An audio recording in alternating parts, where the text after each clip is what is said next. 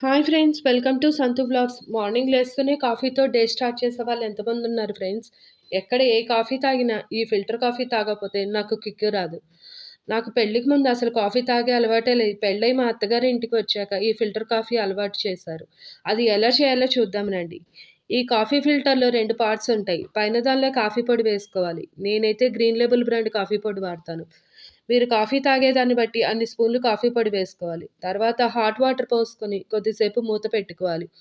మనం వేసుకున్న కాఫీ పొడి ఈ హాట్ వాటర్‌తో కలిసి ఒక 10 మినిట్స్ తర్వాత చిక్కటి డికాషన్ కిందకి దిగుతుంది.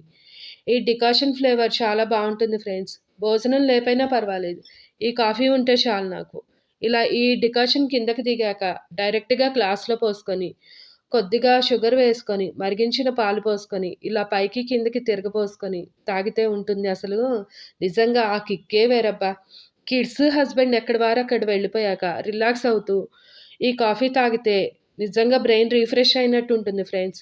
మీకు కూడా సేమ్ ఫీలింగ్ అయితే ఇంకెందుకు ఆలస్యం వెంటనే కాఫీ ఫిల్టర్ తెచ్చుకోండి. ఈ కాఫీ తాగేయండి. ఈ వీడియో నచ్చితే please like, share, subscribe my channel Santhu vlogs.